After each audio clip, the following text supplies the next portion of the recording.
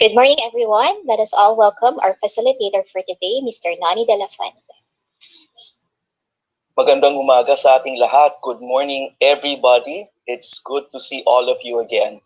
And I hope that you have been able to stay with us all throughout our journey, which we started even a week ago. And I remember that when we were together last week, during the first, the second webinars that we've had, we were quite a lot. And I hope still that we have remained intact and that your colleagues, yung ating mga kasamahan, ating mga kapwa-guro, sa ating mga divisions, sa ating mga paaralan, naririto pa rin. And we welcome you back. I believe this is the last of our webinar series.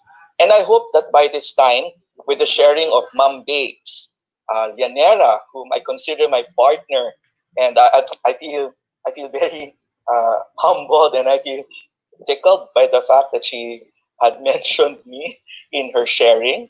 And it was a fine and a wonderful experience leading her through online learning and flexible learning. And then, of course, our last webinar was with Eric, Mr. Eric.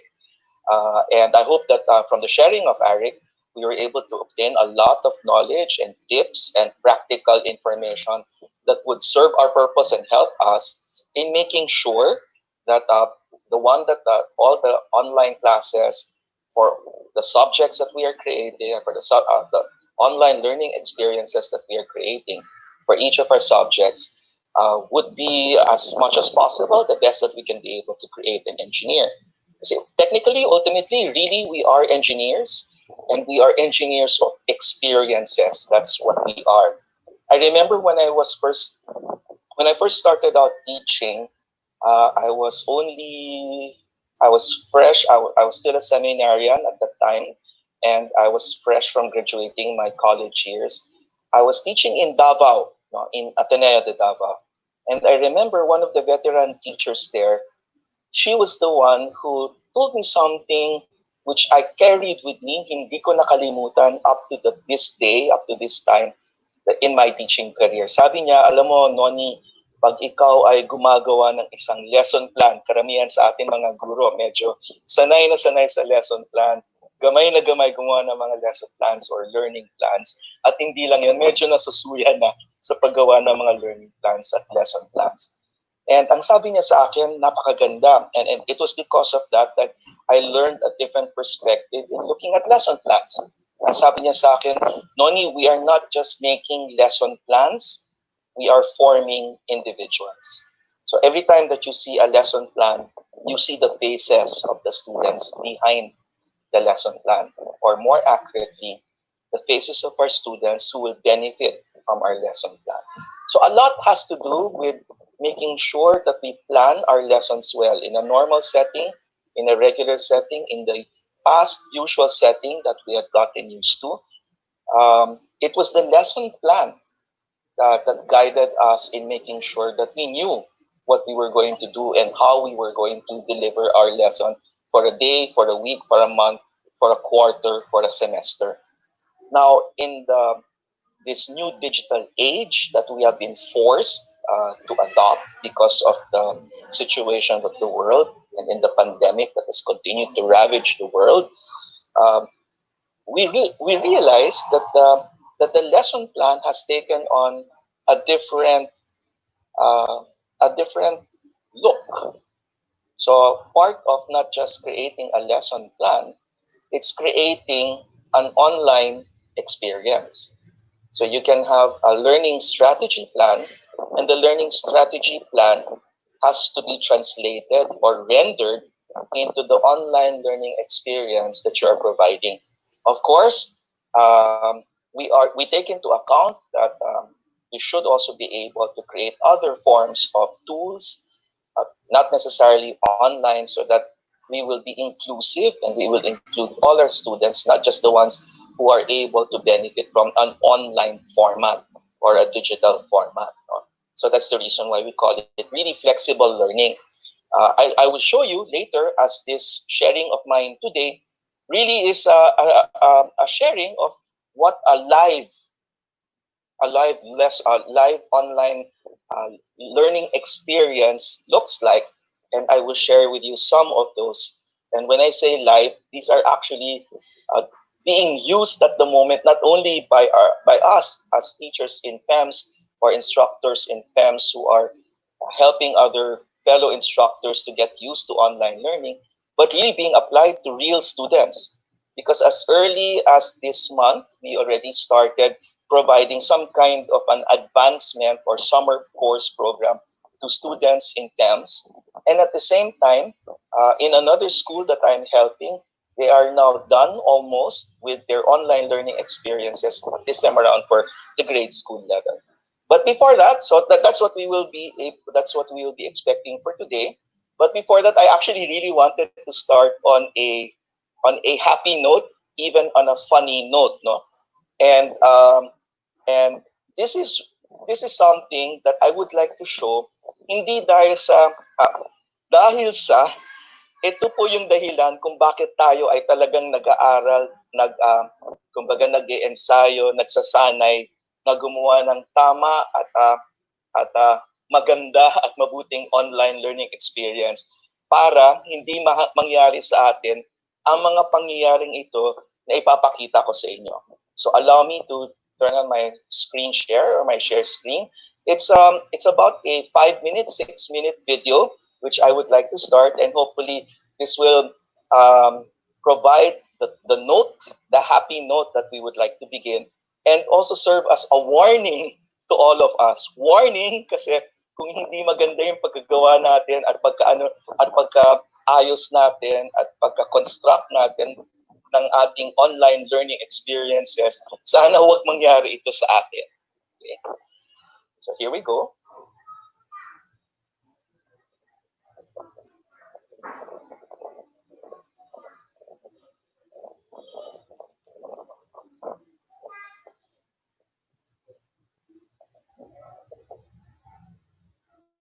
May go on, sir.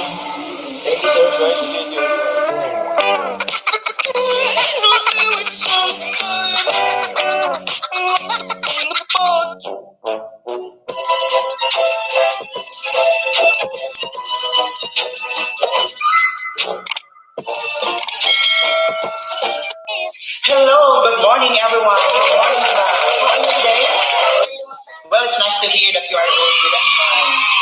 Okay, so where are those students who haven't logged in yet? Okay, where is Jack Rocacorba? Okay, good. Okay, yeah, so already logged in.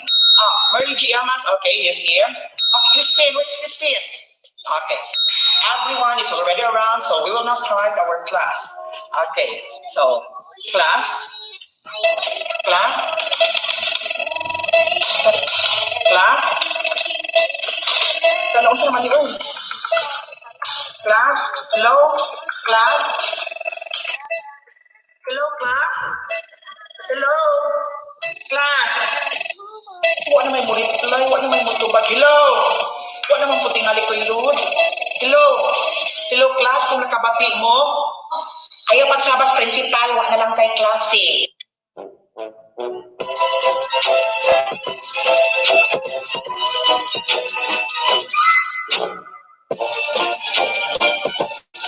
Welcome sa science class. Naka-online na lahat, di ba? Okay, good morning. Welcome to the science class. So our topic for today is all about volcano. Very good, Ria. It's all about volcano. John, very good. It's all about volcano. So I have an example here. This one. Yes, this is a volcano. Yes, volcano put volcano. 250 na lang. 250 na lang po. Rhea, hindi po ito binibenta. Hindi po ito online selling, Rhea. Online class to. Rhea, oo. Anong PM? Anong 250 na lang? Hindi ito binibenta. Model lang to ng volcano sa klase natin, Rhea. Ay, hindi po ito online. Ay, bakit may nakapasok dito na nanay? Madam, klase po to. Volcano po to. Hindi po to cake. Hindi po to chocolate cake. Volcano po. Ay, volcano nga po. Volcano ba?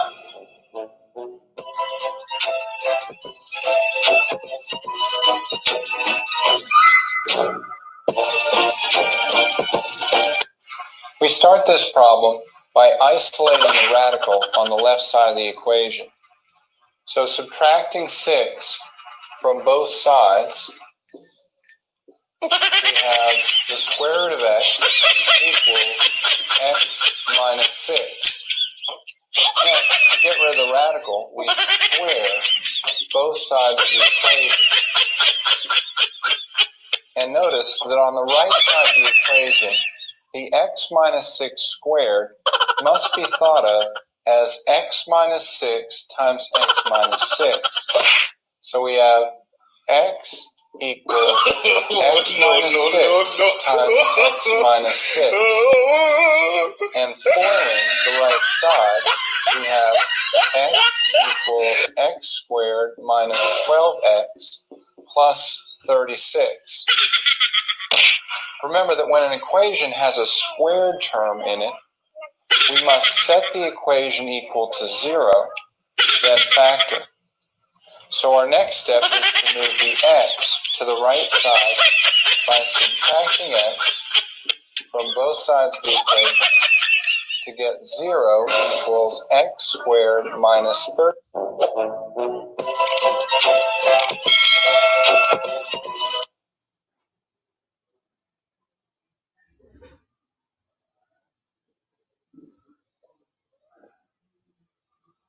Ayun po.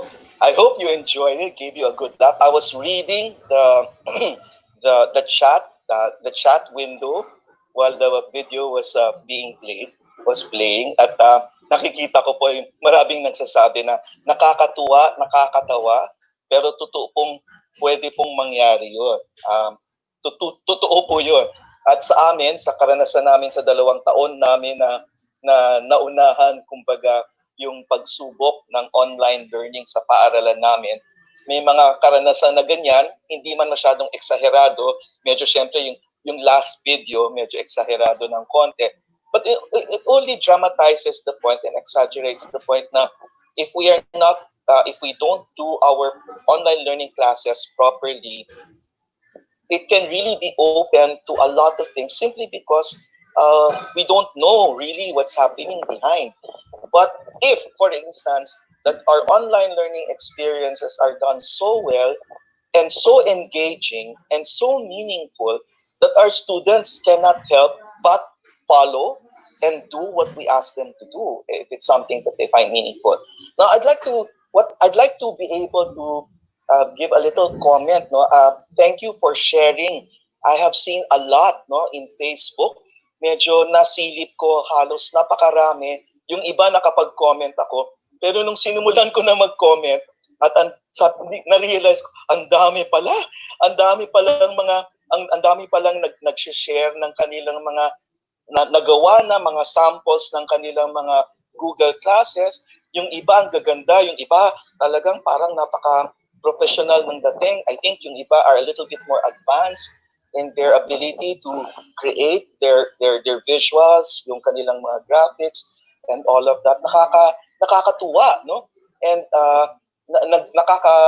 nakaka-inspire kasi sa loob ng dalawang linggo nakita namin yung energy na with which we are really trying to imbibe the the paradigm, no, the way of thinking, because as Joel, no, Sir Joel, our president in Thames, would always remind us, it's not the age that matters, it's not even the amount of knowledge that you have regarding the use of technology and the use of 21st century tools, but it's really the mindset. Because if you have the proper mindset, then you can learn anything. And there is a lot that we can learn, a lot that we can use, simply for the sake of making sure that the learning of our students does not stop. Yun lang po yun. That is pretty much what powers us and compels us to find any and all means that we can reach out to them. And for a lot of you that have been sharing your online lessons to us in Edu Rescue, we thank you for what you are sharing. We thank you for your kind words. We are only too happy to be a part of your journey. We're only too happy to share with you the experiences and the gains that we have managed to put together and consolidate so that as much as possible, you will not make the same mistakes that we made at the start when we started. Sana meron kaming ganito na dalawa tatlong linggo. What we had was Singapore, no? What we had was Singapore. And I'll share you a little experience that I had when we were going through our training with Singapore and the Singaporean teachers. And ang gaganda, no? Ang gaganda ng kanilang mga binabahagi sa amin, ang gaganda ng pagkagawa nila ng mga module, ang aayos.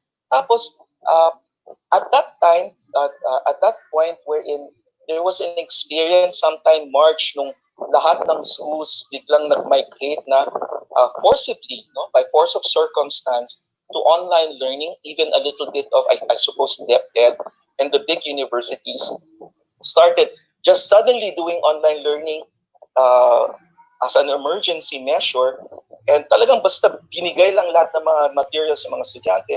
And at that point, there was an experience that we had in the education community that students began to clamor, no, for sandali lang, no, sandali lang, medyo nahihirapan kami, or medyo yung iba nga nagsasabi, can we ask for a stop of online learning because medyo ang bilis, medyo hindi pa na prepare yung mga estudyante. And so nagulat ang lahat, no?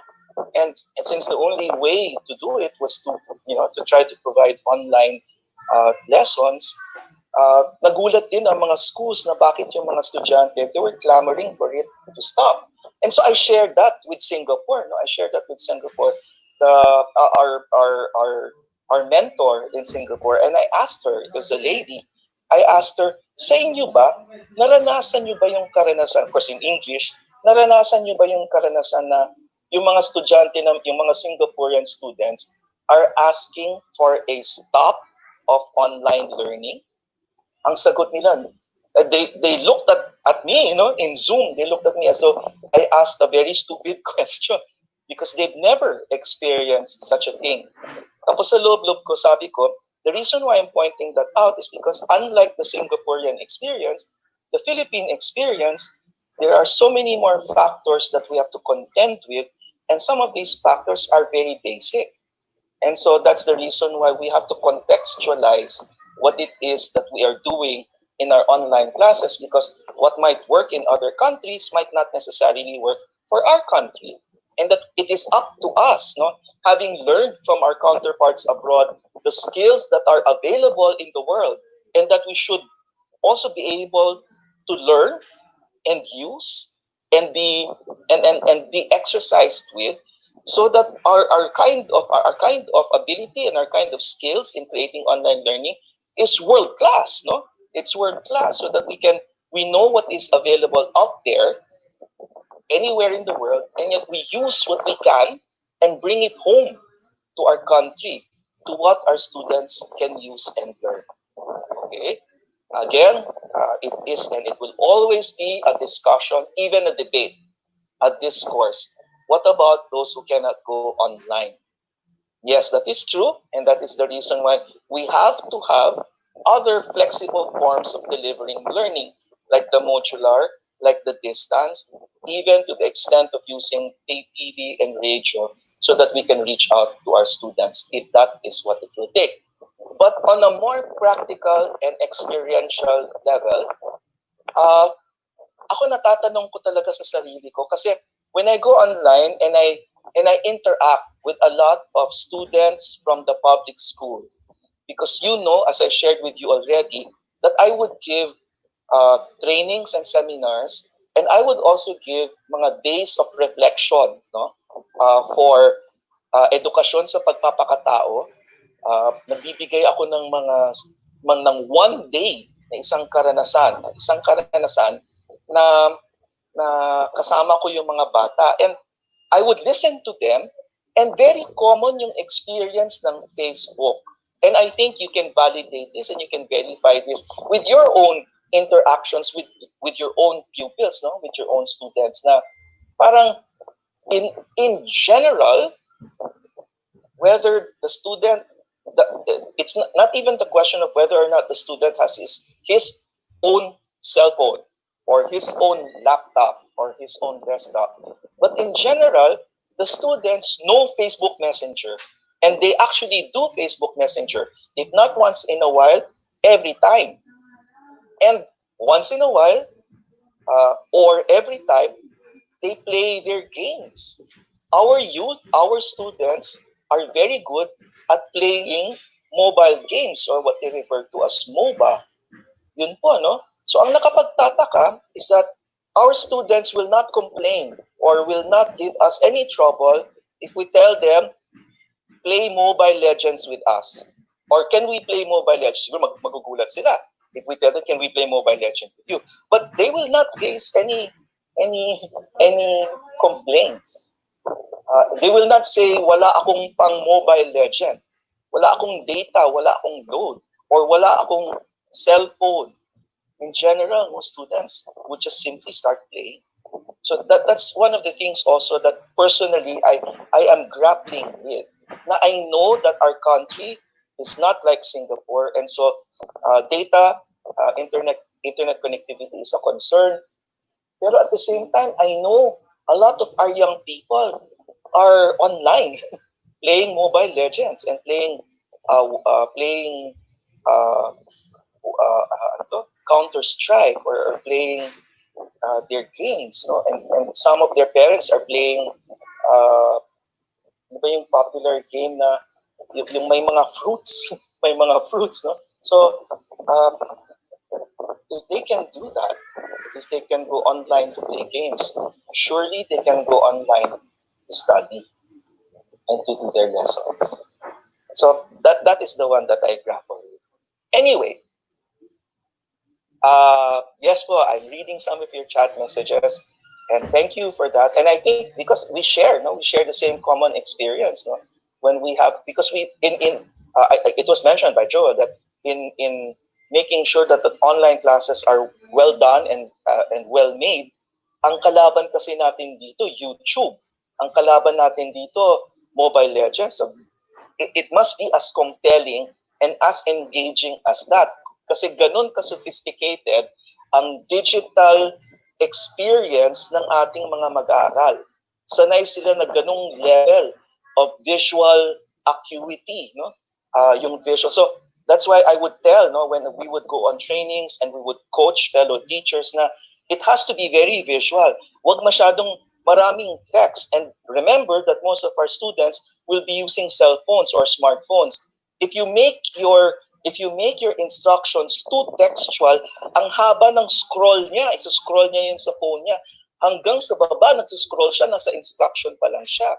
That's why more than textual, the digital format is more visual or graphics heavy. So between text and graphics and visual, kaya natutuwa ako doon sa mga teachers natin sa DepEd na yung introductory, ano lang nila, yung introduction slide. Kitang-kita mo yung picture, yung animation picture, yung cartoon picture ni ma'am, no? Or yung picture mismo ni ma'am. So between text and visual, a picture or a graphics or animation, go for animation. Now, between a fixed picture, yung hindi gumagalaw, go for a picture that is moving. Ang tawag po dyan, GIF. No? I will write it down in the chat room. It's called a GIF image. No? Yung GIF images, gumagalaw po siya. And if you search in Google for images in Google, say for instance, you want to look for rainbows or balloons, no? A picture of a balloon. And if you look for a picture of a balloon, why don't I show that to you now? That might as well show that to you now. To show you the difference between, some of you may know this already, but I'm willing to bet that a lot of us still are not familiar with this. Now between, so I'm going to make an example here. So between, as I said, no, between a text and a picture, go for a picture. Now between a picture that is fixed and a picture that is moving, go for a picture that is moving. Anong ibig sabihin ng picture that is moving? So if you go to Google and you type in balloons, you see this. Okay, and then you see that underneath the search frame you have the words all, images, etc., etc. Of course, you want images, and then under images, go for the ones that are, you add in the word GIF. Yun. Now, if you do that, you will end up with a GIF image in which it is actually moving. So for instance, this one I will choose. You will see that after a while, you see the balloons, the image is moving.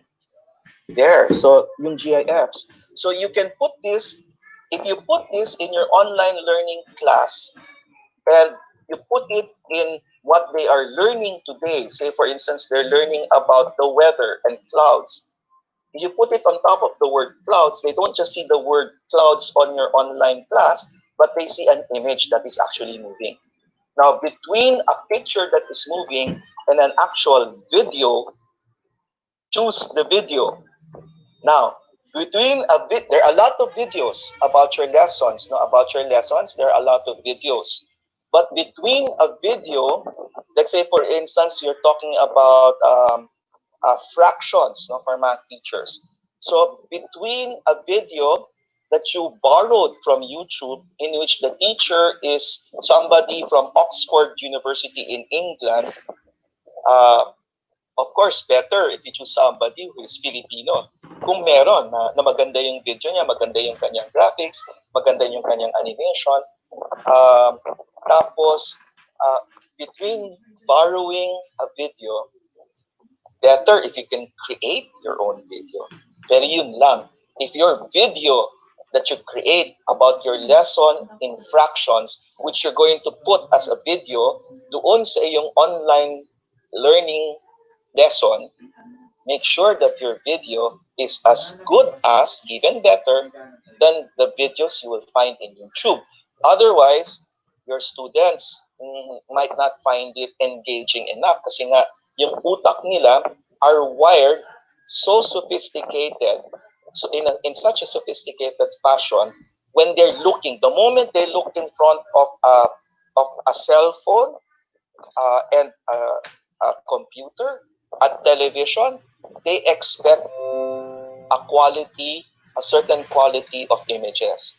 And if we cannot provide that, baka hindi ma-engage yung bata, yung estudyante. Okay, so let me now go straight to, I will show you first two examples. I will show you first two examples of live classes. I will show you first the one that is from THEMS that is actually live.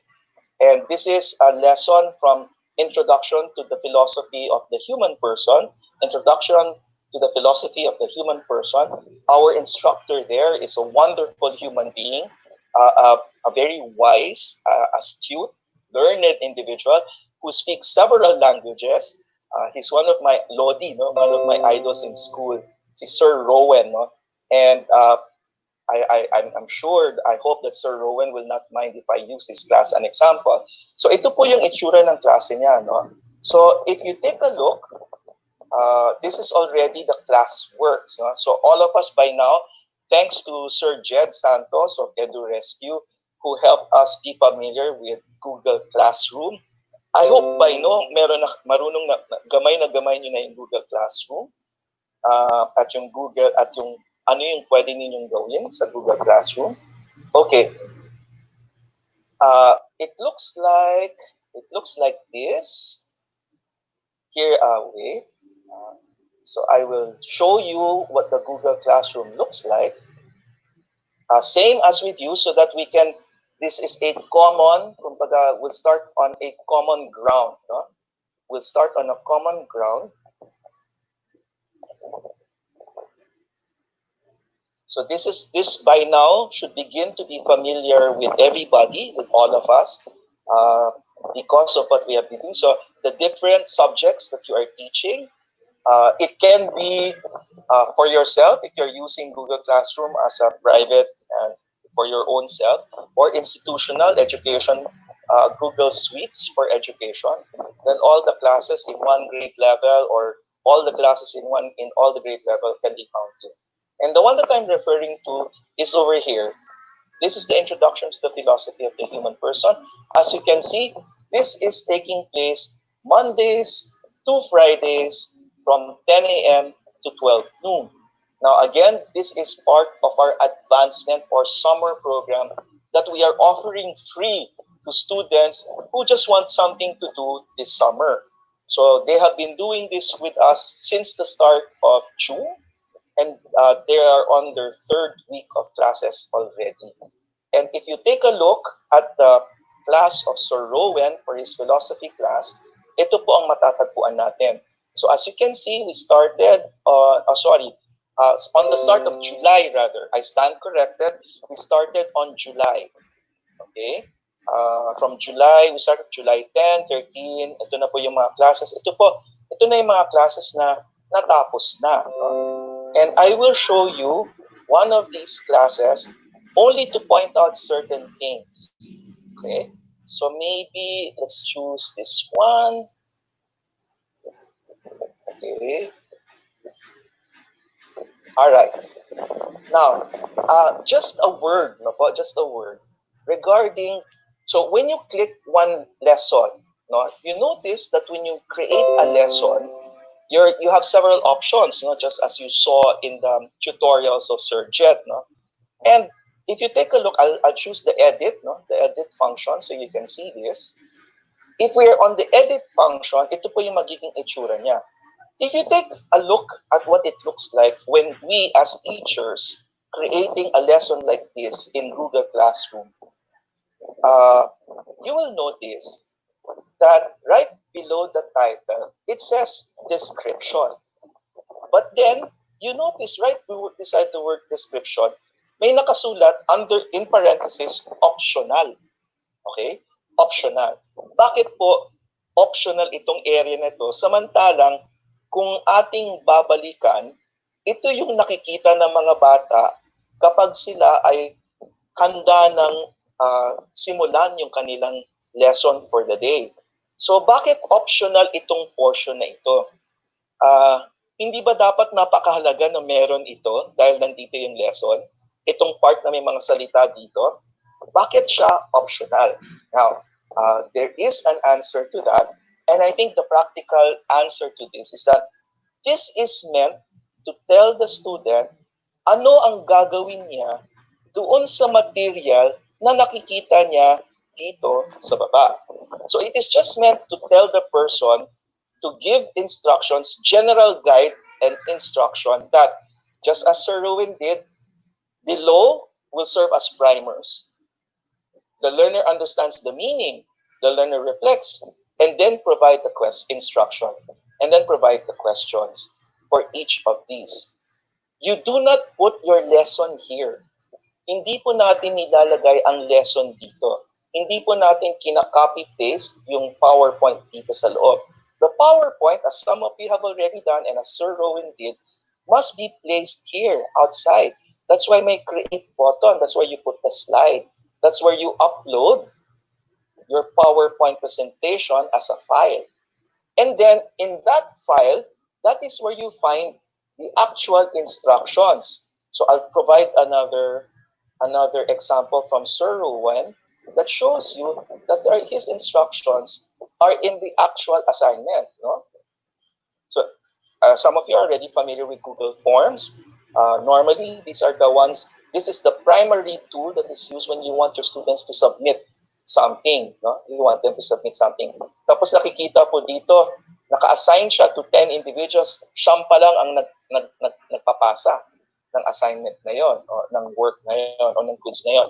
And if you graded it, then you also inputted the rubrics, okay, the criteria, how much you're going to be giving for the grade so that it can grade on its own, because Google Classroom has the ability to grade, especially if it's multiple choice. You can configure your Google form in such a way na the moment they answer it, Google form will grade it immediately. Those are for quizzes that are, yung answer is objective type questions, as we call them. No? So multiple choice, fill in the blanks, etc., etc. Okay, so let me pick one that has pretty much, so another assignment.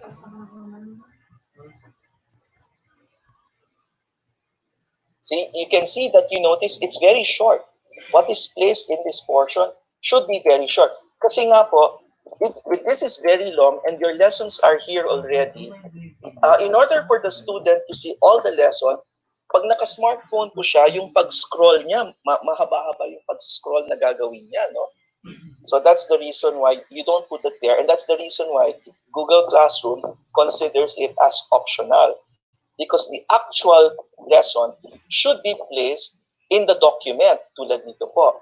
Okay? Sir Nani, excuse me. Is it okay if you share a screen po? We're not seeing anything po. Oh, thank you for letting me know. I thought I was. Okay. Thank you for that. Apologies, I thought I was already sharing my screen. So here po. So this is the one from Sir Rowan. Yeah. Okay na, Lay? Can everybody see? Okay Got na? it, sir. Thank you. Thank you. So going back to what I was saying earlier, yung portion po na ito should be kept at the minimum, not very long. So it's very short because this part na is considered optional. So I'll show it again. So if you take a look at the edit, here we go. If you take a look at the edit, this part, as you can see, says optional. This is what I was referring to earlier. Again, apologies. I thought I was already showing my share screen earlier. And thanks, Lay, for pointing it out. So as you can see, that part is considered optional because this is meant to be just a general instruction of what your student is meant to do dito sa mga materials that you find here at the bottom. So the actual lessons should be encased or should be found dito po sa materials sa baba. Whether it is an exercise, whether it is a lecture, whether it is a PowerPoint. Kung PowerPoint siya in your laptop, you can upload it in the file so it appears here. Or if you made it mismo, or if you want to create it mismo here in your actual drive, in Google Drive, you can create the slide. But the point is, this area should not contain your actual lesson. Because some of the things that I saw, for instance, yung pagpapakilala, so for some of you, I noticed that you're introducing yourself, you are already putting your material here. And if your student is going to see this in his cell phone, sayang po yung kung mahaba yung inyong pagpapakilala at nakalagay siya dito sa area na to, medyo mahaba-haba yung kanyang isa-scroll sa kanyang smartphone. That's the reason why it would be better that you put, for instance, your pagpapakilala even of yourself. If you have a video, the video should be down here. If you have if you wrote something down about yourself, maybe a PowerPoint slide or a Google slide will do, and you put it down here. Kasi pag click ng bata, yung material na nilagay ninyo doon, lalabas ngayon, alam niya na document yung lalabas. And so therefore, the document appears and he will expect, and sometimes the document appears as a whole page in the smartphone. Ayan na po siya. So there, dyan yung instructions ninyo right on the document itself. There. So you can put your images, your actual, again, as I said, if you can put a moving picture, even better. There. Okay. So that's what we mean when we said that when you put, so ito po yung material. This is again the introduction to the philosophy of the human person. This is, I think, for grade 11 or no, grade 12, for grade 12, for senior high school. Okay, so that's where you put the material po. Not doon sa portion dito. Yeah, okay. So this is an example, an actual breathing, living example of a real class that is ongoing in Thames right now. So ito po yung itsura niya. This is how it looks like from, of course, here. This is how it looks like.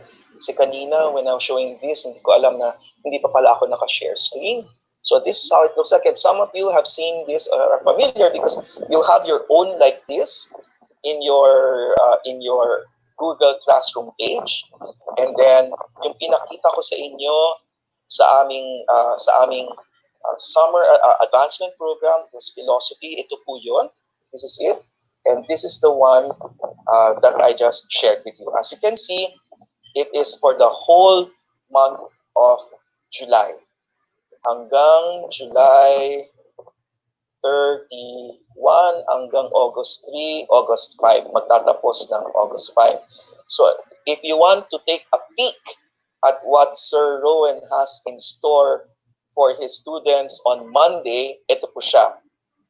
Okay? What kind of knowledge? Yun. They're talking about factual knowledge and conceptual knowledge. And he is supporting this little introduction or description with the actual content, which is a video he borrowed in YouTube. So what kind of knowledge? And then, of course, kailangan meron tayong hingin sa mga estudyante now that they were able to go through the material and watch the video and understand the difference between factual and conceptual knowledge. What is your reflection? What is it that you can say about it? And that's the reason why it's a Google form. So this is the one for senior high school. And this is the one that we are using in our schools in Thames International for, as I said, our summer or our learning enhancement program, advanced program, summer advanced program, advancement courses or program. This one I'm about to show you next is what we are using. This is live already for grade. This is grade 6, if I'm not mistaken. This is English grade 6. This is another school that I'm helping out in Quezon City. So this school is called Clarion School International, and I have been training their teachers on online learning ever since the start of probably latter part of May. Actually, I started training them already, even up to now. So they're going through this right now, and ito yung lesson ng isang teacher for grade 6 English. Her name is Teacher Kathy. So if you can take a peek at what she did, classes begin on August 24. This is on day 2 and day 3 of August 25 and 26. Kita po ninyo ang ikli lang. Hi everyone, to guide us with our lesson, please click on the attached file. See, it's there. So maikli lang siya. Make sure to go through each slide. Once you have read and understood the lesson, please comment below what you have learned in one sentence. So in short, gusto ni Teacher Cathy na may sabihin yung mga bata tungkol sa kanilang natutunan, and it appears in the comments below. Where does that appear? Dito po siya. If you see view material, ito po yung makikita ng estudyante. So the comments will be written down here by the student. And if the student clicks the material,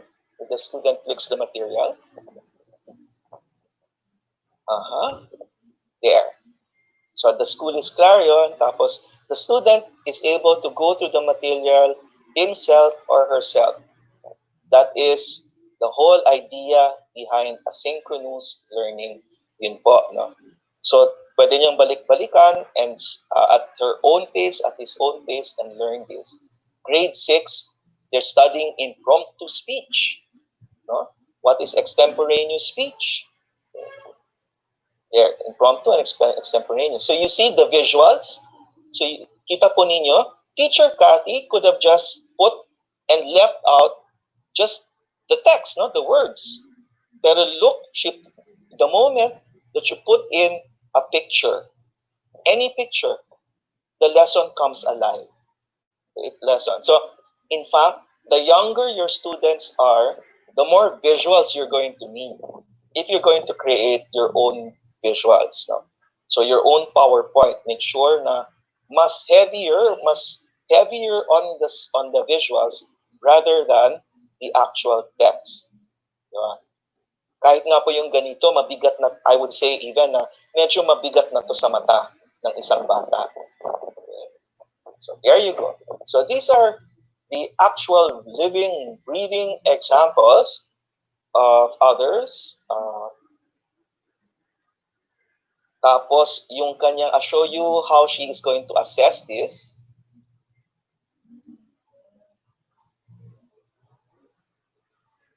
So, impromptu, meron siyang spelling drills. Ay, hindi. Dito, so that's on the second day, my extemporaneous speech. So, she tells them, okay, for the next activity, they have to, I don't know if you're familiar with Flipgrid, if you're using Flipgrid already.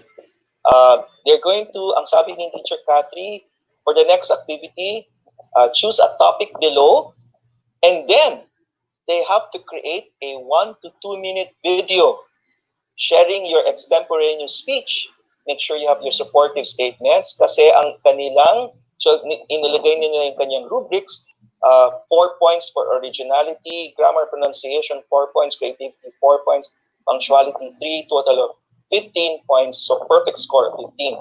So click the link below. One other thing, you have to be very, very, very, very, very clear about your instructions in the online lessons that you will be providing.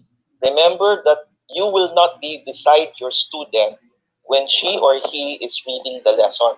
So kailangan step by step, isa-isa, to the extent that talagang, like sometimes I would do with you, like I would in our webinar, doon sa baba ng window, merong button na reactions. Click that. Ganun po ka step by step, no? Especially with our students and students who are not so used to, of course, all of them are not yet used to learning this way, and they're not used, they may be used to Facebook Messenger, YouTube, Netflix, and Mobile Legend, but they're not used to using Google Classroom. That's the reason why you have to be step by step in your instructions with them. So, pag-click ng link, so I'll show you, dito po ilalagay ng estudyante yung kanyang extemporaneous speech na instructions ni Teacher Cathy. And once you click that, sabi ni Teacher Cathy, click the link, it will open a new window in the browser. It will make the student sign into his Google account. So, kailangan may Google account siya. So, I'll use my account muna. Noni de la Fuente. And this is what it's going to look like. So, andyan po yung lesson.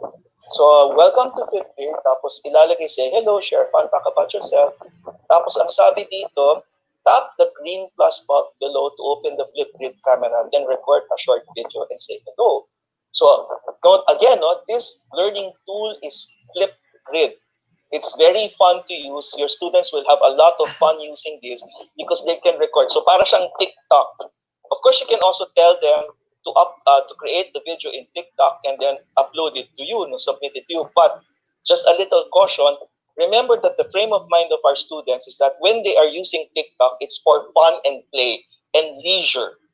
So, they might not take it so as an academic or a school exercise if you make use TikTok. But by all means, you can use TikTok if you want them to use TikTok. But just prepare yourself na baka hindi nila masyadong seryosohin kasi sanay sila na pag nagti-TikTok sila, hindi naman pang school yung ginagawa nila. So baka they have to change their frame of mind when they're using TikTok as an assignment that they'll submit to you. So Teacher Cathy could have also opted to use TikTok, but she did not. She wanted to use this particular tool called Flipgrid because it will help the students be a little bit more serious about their work. So if you, sabi niya, press the green button. So if you press the green button, this is what's going to happen. So green button pressed. This frame comes out, and now the student is able to capture an image of himself. Therefore, record, tapos magsasalita siya, yung sabi ni Teacher Cathy, extemporaneous speech, dito niya record. Because the moment you record, automatically, the video will appear here. So if you have 30 students or 50 students, there will be 50, 1, 2, 3, 4, 5, 6, and so on and so forth. 50 videos all here. So it does not go to your laptop. You don't download it. It's up in the cloud in Flipgrid. So that's the nice thing about using Flipgrid. So yun po, yun yung ginamit ng Teacher Cathy. So as you can see, once again, make sure that this area is short and sweet because it's just meant to tell the students what they are supposed to do in the material that you provided below and the order by which you want them to look at the material. So you can say, so if you have several here, just as Sir Rowan had several, in his, yung kanyang, yung maraming videos, yung nakita ninyo kaninang maraming videos, yung nandoon, kailangan, let me find that one. Kailangan you have to tell them, ano yung uunahin mo? Ito una. So this is also where you put it. You say, you first look at what is philosophy. Second, you look at why study philosophy. Third, you look at what is philosophy for. This is where you put that also. Okay, there. Now, I have about 5 minutes remaining of my sharing. And what I want to be able to share with you is basically, I think I mentioned this already, doon sa umpisa, when I spoke with you at the start, when I shared about synchronous and asynchronous. It will help if you have what we refer to kami sa Thames, this is what we use. We use an online teaching plan matrix. No? So, it might help you to do this as well. So, again, first clarify for yourself, what is the topic as it is prescribed by our supervisors looking at the lesson plan and the curriculum guides that are handed down to us as teachers. According to the curriculum guide, at this stage, at this week, at this month, at this quarter, dapat ito yung topic na I will talk about with my students in online learning, via online learning lesson. So I'll put the topic here. So let's say, for instance, the topic is counting numbers. Okay, counting numbers. Dapat, at yung learning outcome, this is also provided in the curriculum guide, in the syllabus that we have. You say at the end of the lesson, dapat the student is able to count from 1 to 100 on their own. So grade 3, sabihin natin grade 3, no, counting numbers. Ano yung activity?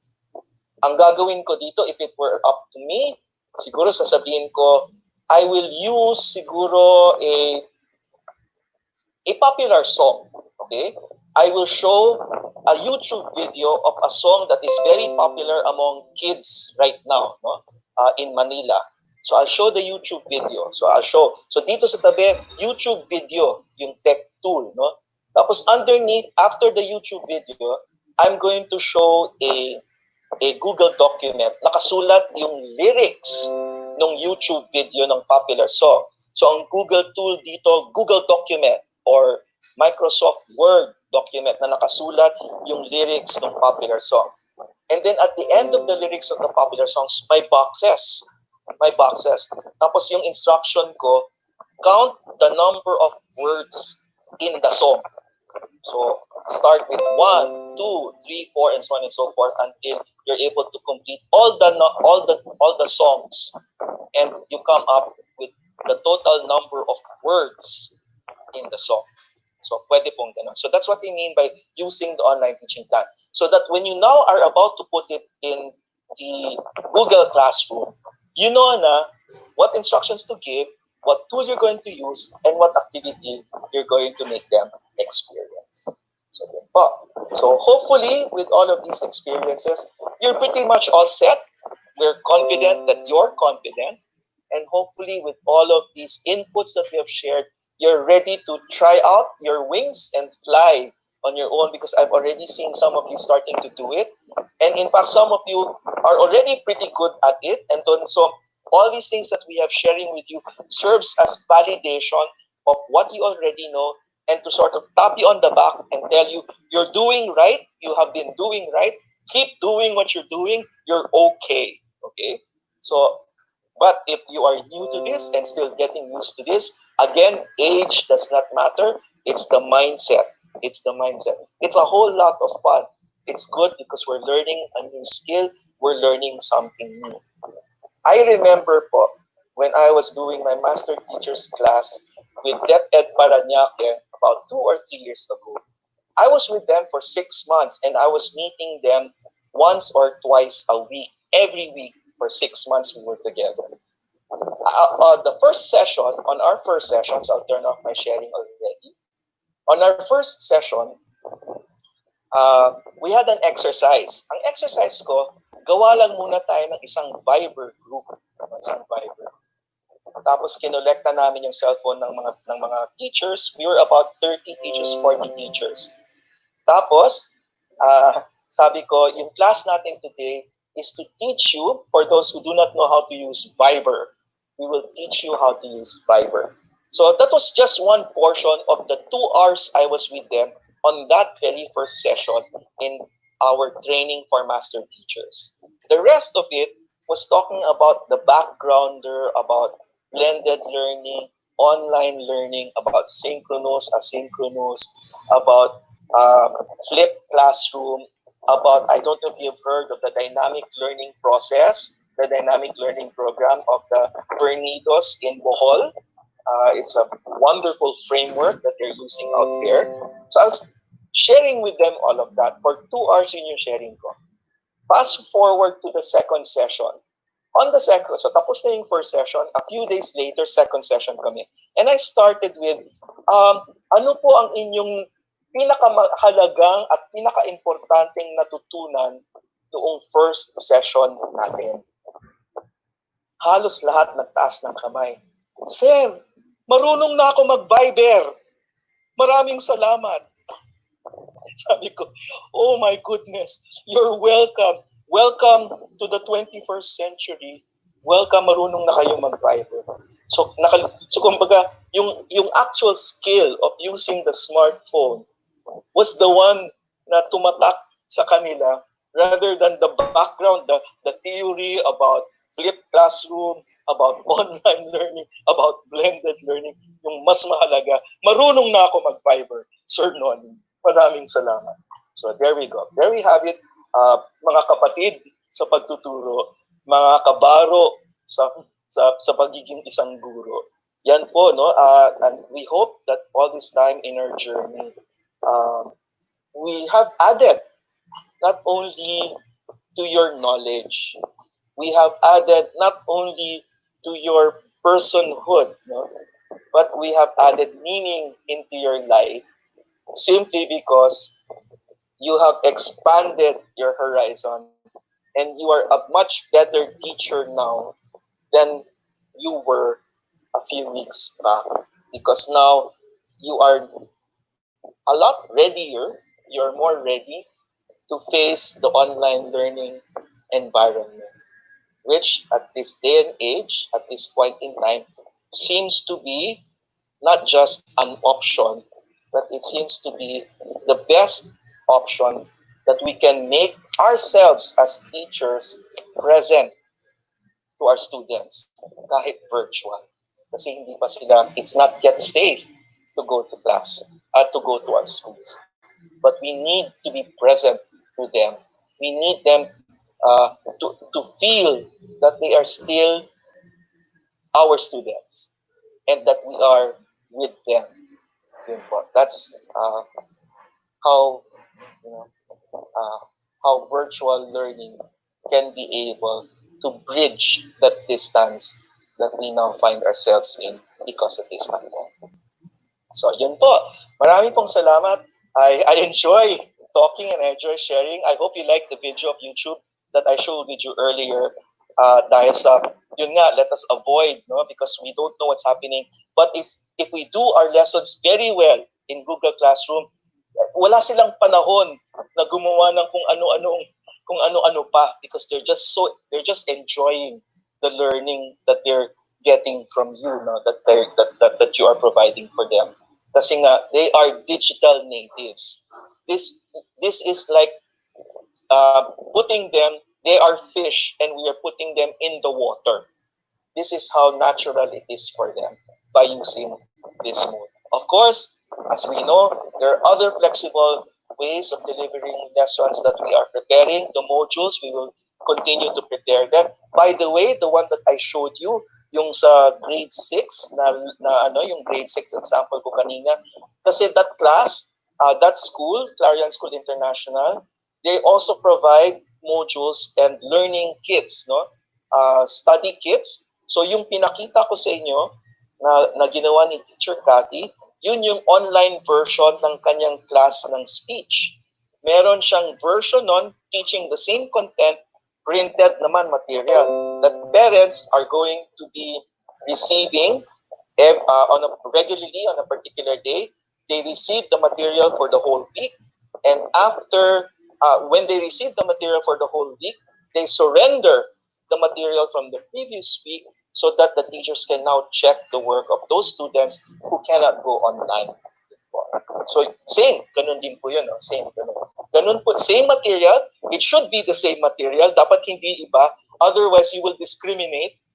So the same yung content, it's just that iba yung version. No? May online version, merong modular version. Ganun po dapat.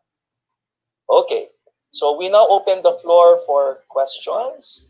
And in order to do that, kasi I am also, of course, for those who are in let's do it this way para inclusive tayo, no? Inclusive tayo. Let's have a little exercise. We can do it this way for the remaining part of our time together. Wag natin gamitin yung chat window ng Zoom for the points that you'd like to raise, questions you'd like to make. I prepared a Jamboard. I don't know if some of you have used a Jamboard already, but I prepared a Jamboard, and dun sa Jamboard tayo magsusulat, no? So that ma-practice din tayo sa digital tool, no? A kind of digital tool. So in the Jamboard here, I will paste, no? And so I will ask si Lay to send the link of the Jamboard. I'm going to paste it in the chat window. So I will paste the link of the Jamboard in the chat window. And if Lay, can you just simply send it over to Vaughn, no? To Vaughn, so that Vaughn can post it in the Facebook, so that people can just simply click on the link rather than copy it pa and then put it in the type it pa in their web browser, no? So some of you may be familiar with Jamboard. So let me post it in the chat window first. yun po, may I request that after I post the link in the chat window, don't write anything after what I post kasi matatabunan, no? Magsuscroll yung chat at hindi na makikita yung link. So that you can just simply click on the link and you go straight to the Jamboard. And dun sa Jamboard, I will teach, if you don't know it, I will show you how. If you know it, you can start writing your questions. So andyan na po yung link sa Jamboard. Lay, if you can copy, please don't write anything. Please don't write anything on the chat board, on the chat window first. Please don't write anything on the chat window first, ladies and gentlemen. Teachers, ma'am, sirs, don't write anything on the chat window first. And I'll paste it again so that people can just click on the link. Tapos dun sa link, it will open a Jamboard. Dun sa Jamboard, dun natin ilagay yung ating questions. Dun natin ilagay yung insights. In fact, you can take a picture of your Google Classroom and you can post it there so that you can share it with everyone. Okay? So yan po yung link. Alay, pakibigay yung link kay pakibigay yung link yung kay Bon para Bon can post it in Facebook so people can just click the link rather than write the whole link down pa. Okay? So I'll show you now the Jamboard. Okay? It's Jamboard, J-A-M, as in jamming, Jamboard. So I'll show you how to use the Jamboard. So ito po yung Jamboard. Those who are in Zoom, you are now in my Zoom. Okay? Don't think you're in your Jamboard. Okay? Use the link that I posted in the chat window to go to the Jamboard. I am showing you my Jamboard, which you have no access to. So what you do is you click a sticky. So andito po tayo, so pointer, sticky note. So andito po sa margin sa left side yung tools, no? So click a sticky note and a sticky note, pili kayo ng picture. Ako syempre favorite color, blue. Sabihin ko, write your questions, inputs, comments, or share your share a picture of your G Classroom here. And once you save that, it appears there. It will appear there. Okay. Naku po, wag po kayo magsulat. Wag po kayo, naku, sinulatan na ni Ma'am Joyce. Wag niyo pong sulatan, Ma'am Joyce. Naku, sige po. So you can put there and you can magnify the Jamboard. So gawa na po kayo. I made 6 Jamboards. If you look here at the top, merong 6 na Jamboards. So you can go to the second, you can go to the third, yan. So, dyan po, yan, hello! Ayan, nag-e-enjoy na. You can create a sticky or you can upload a picture of your Google Classroom. Upload a picture of your Google Classroom. So, go ahead po. Go to your Jamboard already. Go ahead. Alright, sige po. Sulat niyo lahat and I will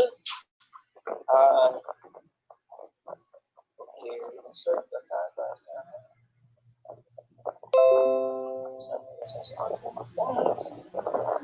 So yung mga sa chat board, so sorry Ma'am Alma, talaga hindi ko alam na hindi pa pala ako nag-share screen. Hopefully kayo.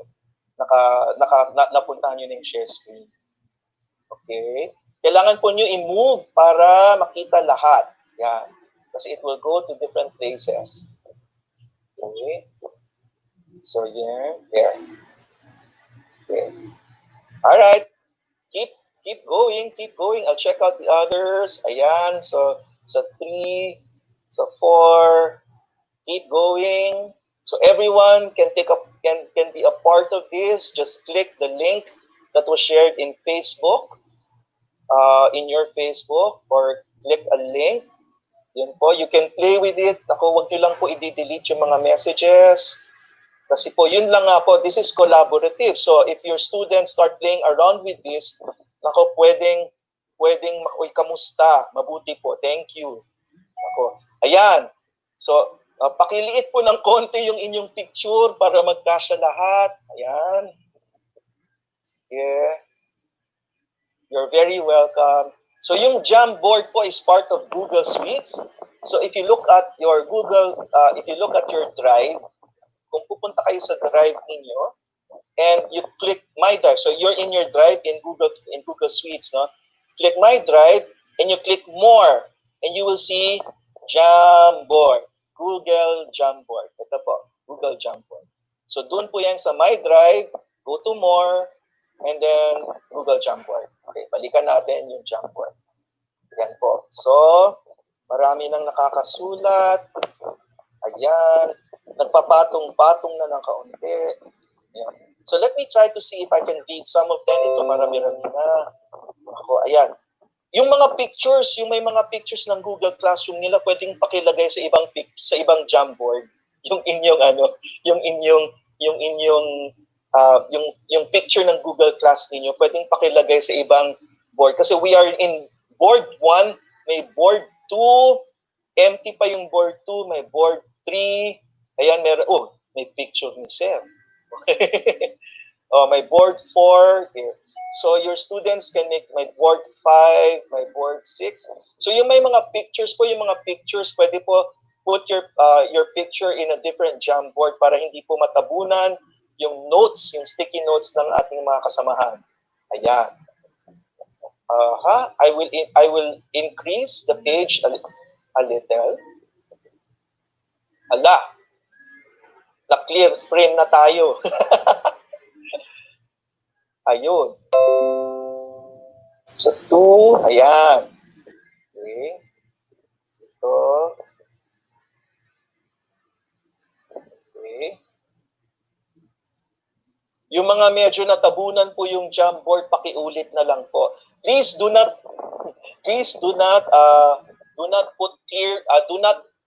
click clear frame because it will erase the frame. Yung mga kawawa naman yung mga nagsulat.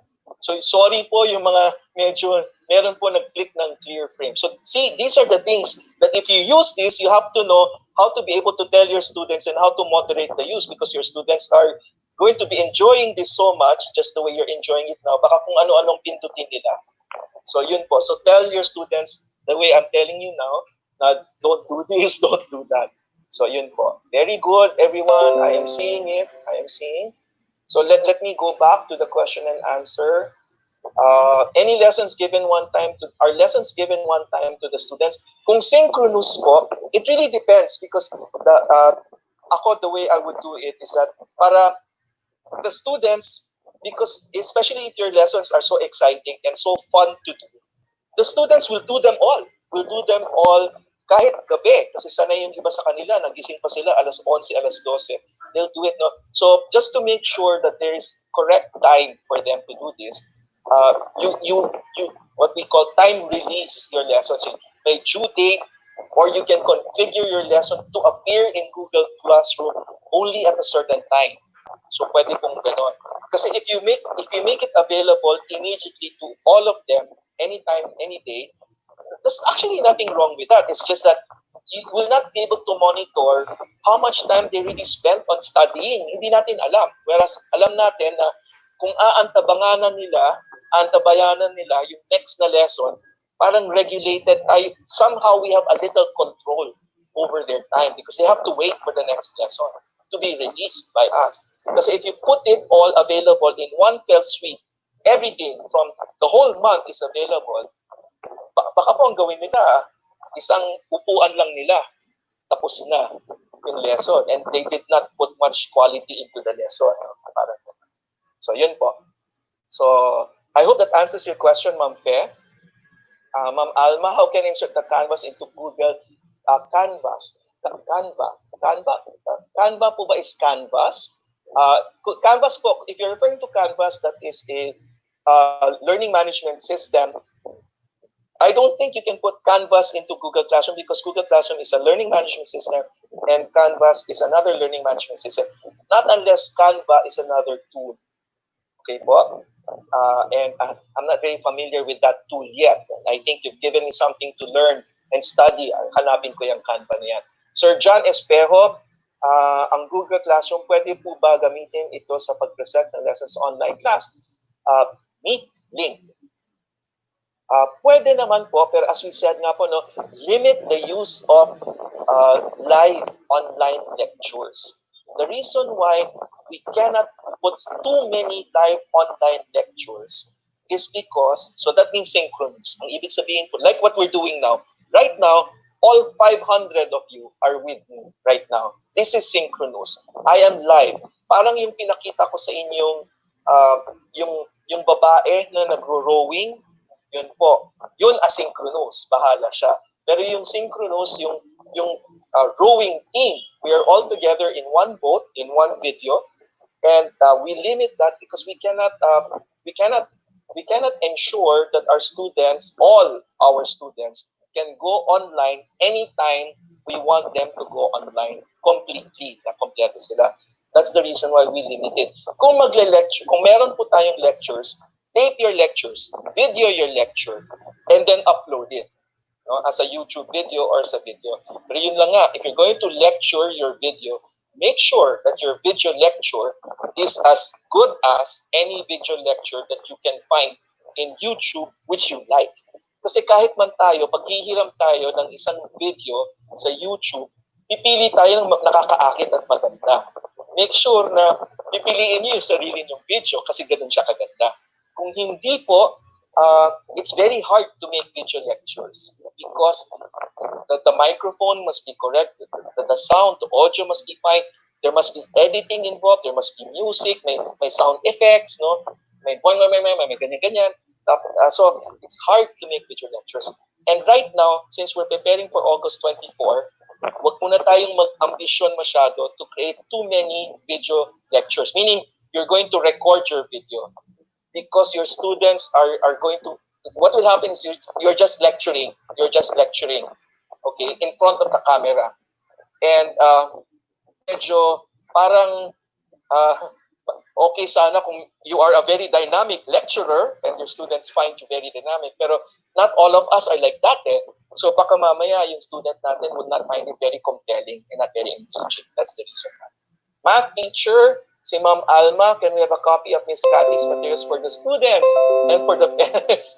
So we use that as our guide since we're not yet familiar with this modality. Tatanong ko po, kayo po ba ay nasa Quezon City, Ma'am Alma? Kasi their school, Clarion, is a private school in Quezon City. I will ask them. Let's get in touch. Ma'am Myla, ilan po ang capacity na pwedeng mag-view sa Jamboard? Ang alam ko marami kasi you can keep creating many Jamboards. Right now, I have 8 Jamboards for all of you. Yun po, and we can switch through different Jamboards. We can't enter Jamboard, pwede po pa i-download at walang bayad. This is part of Google po, Google Suite. So wala po itong bayan. Hindi po pwede pumasok sa Jamboard. I don't know why you're unable to enter Jamboard.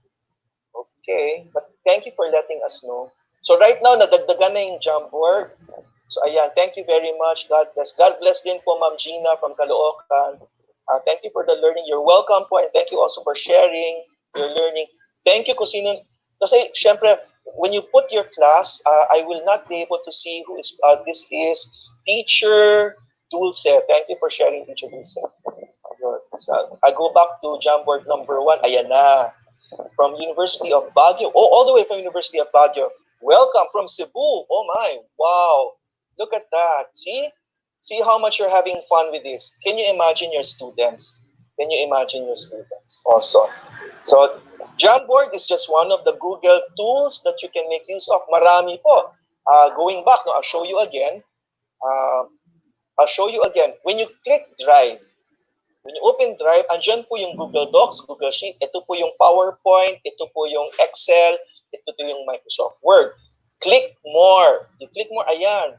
Pwedeng mag-drawing, andyan po yung Google Form. Pwedeng, if your subject is geography, andyan po yung Google My Maps, pwede mong gamitin.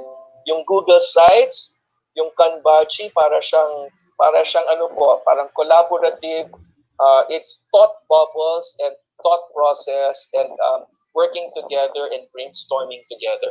Andyan yung Google Jamboard. Yung Google Drawing po para siyang corkboard na pwede mo siyang punuin ng images at ng mga video. So marami po, and if you look at ito pong option na ito, right beside your name. If you look at your Zoom, right beside your name, meron pong option na parang matrix na Google Apps. You can also take a look here, okay, there, and then you can add even more apps, and then place it there para you can choose to use the app also. Alam nyo po, you can also include a timer. Kunyari, doon sa Google Form, may timer, meron pong ganyan, pwede pong ganyan. You can just click add on. You will click an add on, and you can click a timer. You can click other tools for you. Just really explore what you want. So it's really a big help for us teachers. You're so welcome. Gagumbayan, hello. Let me increase. Pwede pong i-increase ng konti. Yun. So ito po yung okay. What strategy can you suggest to monitor students in an online class? They may have just opened their gadget but are not really paying attention to you. You know, one of the effective ways of getting their attention if you're doing synchronous class really is tayo. What we are doing, what we are saying, how we are saying it, how we are doing it must be so compelling na they would not want to look at anything else. Yun po, it begins with that. I will answer siguro that question that way first and foremost. Na that's the reason why na yung lectures, no, lecturing in class. Kasi ganun din naman po inside the classroom, di po ba? We are lecturing inside the classroom, kunwari, and our students, all 40, all 50 of them, are seated in front of us. They may be looking at you physically, but they're not there. Okay? They're not there. How do you ensure that your student will pay attention to what you're saying? You're saying something meaningful to them. So same thing din po sa online learning. They may be, you think they look like they're looking at you in the camera, but in the screen in front of them, like I'm in front of my laptop right now, I'm actually watching a Netflix video and you won't know it. But yun nga po, ganun din po sa online as a actual live classroom. How do you not know that in their heads they are daydreaming and they're not listening to you? So ganun din po, it's the same dilemma and we fix it in the same way. So yeah. Maraming salamat. Naghahanap ako ng may mga tanong. Learned a lot. Thank you for being so generous in your thank yous and your appreciation. We appreciate it also very much. Love you. Thank you po. So I'll go to the other pages. Yun, ito. Thank you. Ayan po. Thank you. Naghahanap po ako ng questions bago ako umalis. Okay. Thank you din po. Thank you. Thank you, sir. So, Jamboard number 5 is empty. Jamboard number 6. Thank you. Oh, from Cebu. Mayong udto sa inyo sa Cebu. Nadia sa Talisay. Kamusta na mo diha? Yan lang po kayo ng aking Bisaya. Thank you. And then, very nice. Filipino sa ika-4 na baitang. Maligayang pagbabalik. Beautiful. Talaga naman si Sir. O, ayan. Beautiful. Wonderful. Okay, thank you. Teacher Rica from Muñoz, Palma High School, Quezon City. You're so welcome po, Teacher Rica. Welcome aboard. Yes, also from Palma High School, Muñoz, Palma. Jamboard 10 is empty. Jamboard 11 is empty. Jamboard 12 is empty. Jamboard 13 is empty. Jamboard 14 is empty. I saw somebody raising his hand. Yes. You're so welcome po, Teacher Myra. That's very kind of you to say so. Teacher Myra Dico, yeah, for mahusay, thank you. So how do you rate the situation of education in your country since pandemic is not going away yet? Since no vaccine, thanks. I think the way I rate it will be exactly the way we're all rating it. Mahirap. Napakahirap ng sitwasyon natin sa edukasyon.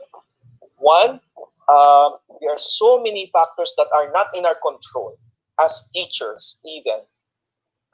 pwede natin sabihin na tayo ang frontliners. But at the same time, in order to do something that will have an effect on the whole country, we will have to be more than just a teacher.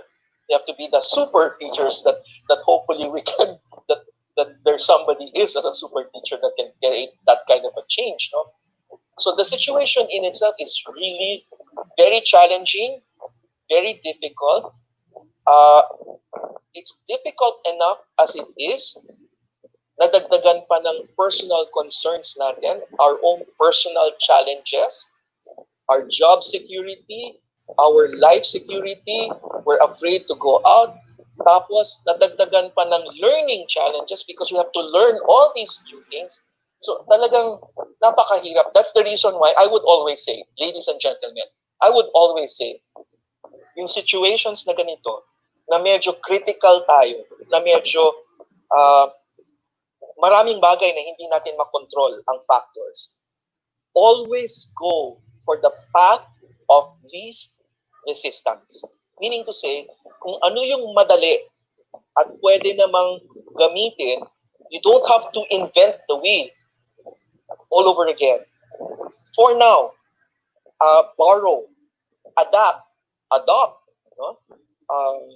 Because we need to provide something come August 24. Saka na tayo gumawa ng yung pangmalawakan at pangmatagalan.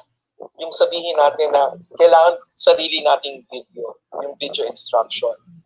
Maybe later na kasi right now we have to make sure kahit man lang yung first quarter natin, yung first semester natin, tapos na. Para, kasi po this is what's gonna happen.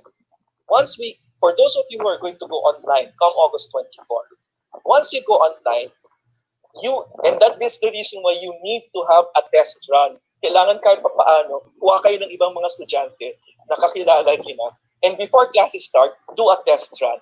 Kasi once August 24 starts, at biglang boom, you have 20, 30 students in front of you, and they're telling you, Mom, it's not working. Mom, I can't go in. Mom, it's like this. Mom, the internet is acting up. Mom, what do I do?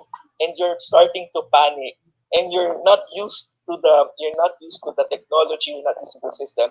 You're going to panic and you're going to get so stressed. That's what's going to happen in August 24. That's the reason why as early as now, sanay na sanay. Kasi your student is going to ask you, Ma'am, where do I submit? Ma'am, how come I cannot, ma'am, ba't hindi ako pwede makasubmit? Ma'am, hindi ko alam kung ano yung email mo. Ma'am, bakit ayaw pumasok? Ma'am, hindi ma-access yung link. Ba't ganun? Kailangan may sagot tayo doon. We have to have an answer. Pag sinabi ng isang bata, Sir, hindi ma-open yung link. Dapat ang sagot agad-agad. Teka muna, check mo muna kung ikaw ba ay naka-sign in sa iyong Google account. Ay, hindi pa pala sir. So dapat, you're so familiar na anything that the student throws at you, alam mo yung sagot. Because that's what's gonna happen. So, in order to be able to answer their questions about technical problems and technical difficulties, dapat yung lesson ninyo, saradong-sarado, malinis na malinis, malinaw na malinaw, walang ka-problema yung lesson ninyo para you don't have to worry about your lesson and what you're going to teach kasi nandun na. So now you have the energy and you have the attention span to be able to respond to the issues of your students technically, because there will be a lot of those. I can almost assure you, guarantee you, come August 24, your students will undergo technical difficulties that they will not know how to solve on their own, and that you have to help them figure out what to do. Sir Nani, excuse me po. We're pressed for time na po, sir, but if you can give your final thoughts and reminders before we Salamat. close. I was about to close. Thank you, Lay, for reminding me. So yun po, thank you very much again for coming and sharing. There's really a lot to talk about. At talaga, sinasabi ko sa akin mga kasamahan dati sa mga master teachers, pag umpisahan po ninyo ako, I love to talk about education. I love doing education. And so, ang bilis ng oras when we're talking about this work. Thank you so much for spending your noon time with us, na kahit hindi pa tayo nakakapag-lunch, nandito kayo kasama namin. Continue to finish your EduRescue instructions if you have not finished them. And we hope to see you again in our stage 2 as we continue on with our classes. Thank you very much, everybody. Maybe, yeah, that's it. Thank you. Day, we're okay? Good, sir. Thank you. Thank you, everyone. Good luck and have fun. Thank you very much. Thanks for those who put in the Jamboard. Bye, everybody. Have a good weekend. Have a wonderful weekend, everyone. I will leave the Jamboard on. So kung sino yung gustong magsulat at maglagay, that will remain on for the next few days. Bye, everyone.